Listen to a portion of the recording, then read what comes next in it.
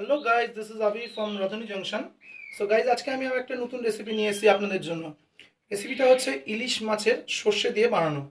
So চলুন আমরা আজকে ইলিশ মাছ সর্ষে দিয়ে বানাবো, সেরকম রেসিপি আপনাদেরকে আমি দেখাবো।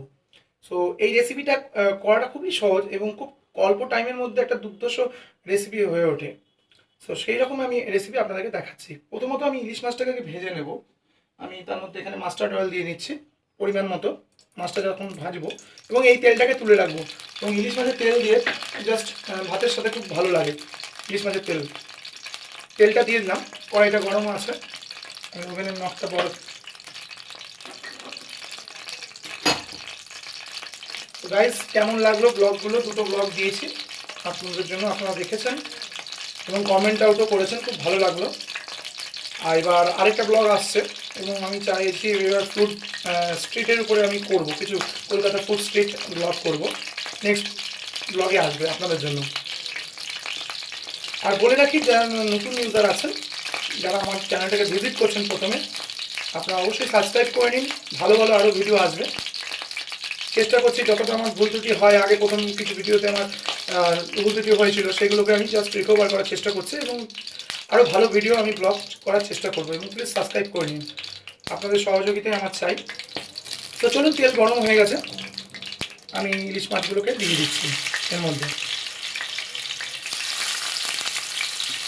এবং ইলিশটা খুব বড় না, আমি মার্কেট প্লেসে অত বড় ইলিশ পাইনি, কেন 300-400 ওজনের ইলিশ, 500 ম্যাক্সিমাম হবে, 500 গ্রাম চাইলে ইলিশটা নিয়ে এসেছি। এবং এই রেসিপিটা জাস্ট ইলিশ মাছটাকে ভাজতে হবে এবং সর্ষে এবং লঙ্কা, কাঁচা লঙ্কা দিয়ে। এখানে কোনো গুঁড়ো লঙ্কা ইউজই হবে না এই রেসিপিতে, এবং একটা দুর্ধর্ষ রেসিপি হয়ে ওঠে। এটা আমরা রাইসের সঙ্গে তো খেতেই পারি, হেভি খুব সুন্দর লাগে।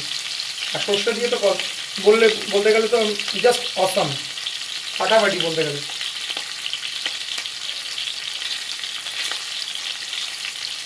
তো মাছটা ভাজা হোক, আমি আপনাদের সবসময় বলি ব্লগ আমি বড় করি না এবং রেসিপিও বড় করি না।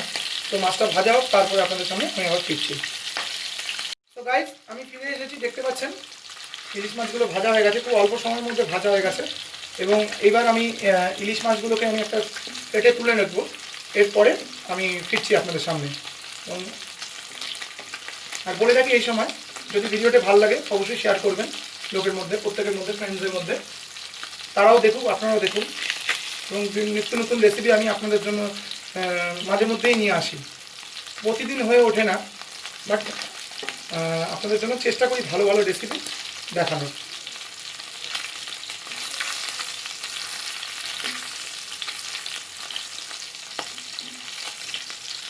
মাছটা ভালোই ভাজা হয়ে গেছে। তো গাইজ, আমি আবার মাছগুলোকে তুলে আমি তারপরে ফিরছি। সো গাইজ, ফিরে এসেছি। তেলটা একটু কমিয়ে নিয়েছি, প্রথমে মাছটা ভাজার জন্য একটু তেল বেশিই নিয়েছিলাম পরিমাণে। সো তেলটা আমি একটা বাটির মধ্যে রেখে দিয়েছি। এবার আমি প্রথমে যেটা দেবো হচ্ছে কালো জিরা। তো এখানে শুধু কালো জিরা দেবো, আমি কালো জিরা দিচ্ছি। আমি কালো জিরাটাকে জাস্ট একবার নাড়িয়ে নেব।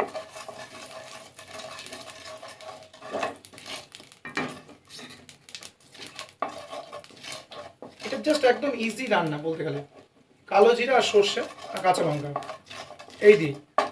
আমাদের কালো জিরাটা ভাজা হয়ে গেছে। এবার আমি এখানে সর্ষে যেটা আছে, মাস্টার্ড অয়েল, সরি সর্ষে যেটা মাস্টার সিড, আর হচ্ছে কাঁচা লঙ্কা আমি দিয়ে দিলাম।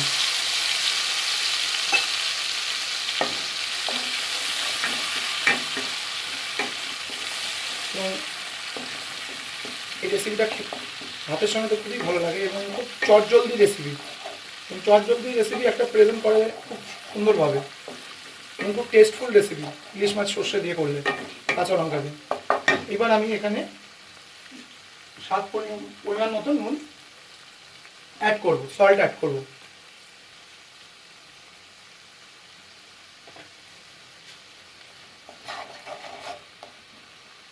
ওভেনের আঁচটা বাড়িয়ে নিলাম, ওভেনের আঁচটা বাড়িয়ে নিলাম।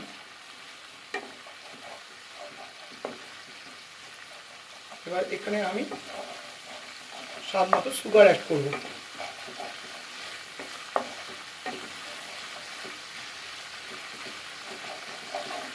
তবে কিছু আমি প্রথমে গোটা লাল কালারের কাঁচা লঙ্কা আমি দিয়ে দিলাম এর মধ্যে, দেখতে যাতে সুন্দর হয়। এটা কিন্তু আমি চিড়ে দিইনি, অন্যান্য যে সবুজ লঙ্কাগুলো আছে গ্রিন চিলিটা ওটা আমি চিড়ে দিয়েছিলাম, বাট এটা আমি চিড়ে দিইনি।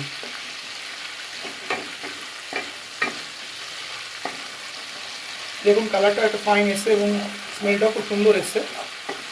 সর্ষেটা একটু ভালো করে ভেজে নিতে হবে, তারপরে শেষে একটু সুগার দিয়ে জল অ্যাড করে দেবো। আমি এবার সুগারটা অ্যাড করবো।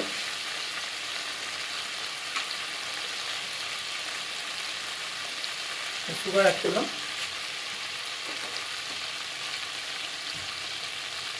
আর জল যেটা অ্যাড করবো, যেটা পাটিতে যে সর্ষেগুলো লাগা ছিল সেটার মধ্যে জল মিক্সড করে জল অ্যাড করে দেবো।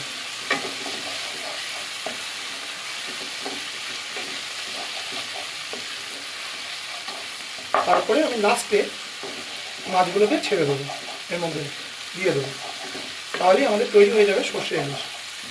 এবার আমরা এখানে একটু খেয়াল রাখতে হবে যাতে সর্ষেটা পুড়ে না যায়, তাহলে তেতো হয়ে যাবে। তো এখানে আমরা জল অ্যাড করব, জল অ্যাড করলাম। জল অ্যাড করার পরে একটু জল আমরা অ্যাড করবো।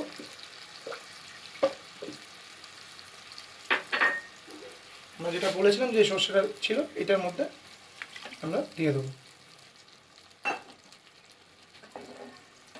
জল অ্যাড করে নিয়েছে এবং খুব জলদি রেসিপি এটা, বলতে গেলে একদম ম্যাক্সিমাম আপনার 10 মিনিট থেকে 15 মিনিট লাগে ইলিশ মাছটা ভাজতেই যতক্ষণ। আবার আপনারা চাইলে ইলিশ মাছ না ভেজেও করতে পারেন, দুভাবেই হয়, দুই প্রসেসেই হয়। একদম কাঁচা অবস্থায় দিয়ে ভাপে সেদ্ধ করে নিতে পারেন, আর ইলিশ মাছ ভেজে হয়। এবার আমি ইলিশ মাছগুলো একেবারে দিয়ে দেবো এর মধ্যে।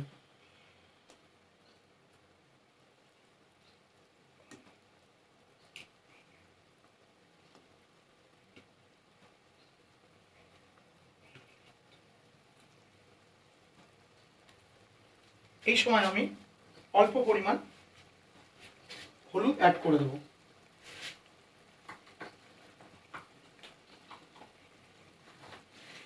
জাস্ট অল্প পরিমাণ।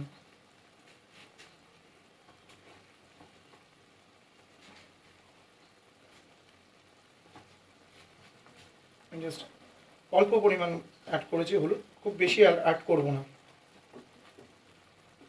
সো গাইস আমি ফিরছি, তাহলে ভিডিওটা বড় হয়ে যাবে। 2 মিনিট বাদে আমি আপনাদের সামনে ফিরছি, তাহলে দেখাচ্ছি কি এরকম হয়েছে। ঠিক আছে, চলুন। সো গাইস আমি ফিরে এসেছি 5-7 মিনিট বাদে।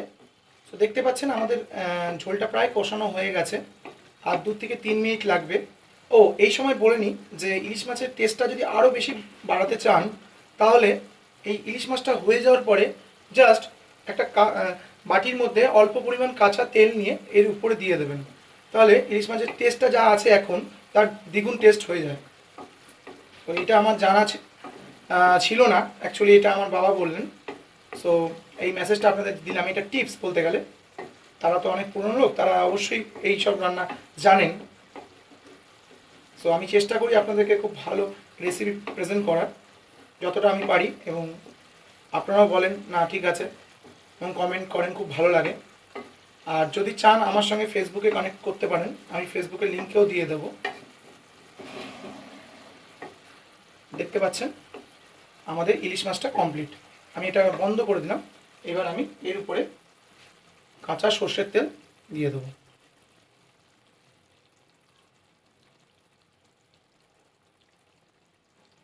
সো গাইস কেমন লাগলো জানাবেন, অবশ্যই কমেন্ট করবেন। ভিডিওটা পছন্দ হলে সাবস্ক্রাইব করে নেবেন, চ্যানেলটিকে শেয়ার করবেন ফ্রেন্ডদের মধ্যে। আজকে এইটুকুই রইল, থ্যাংক ইউ।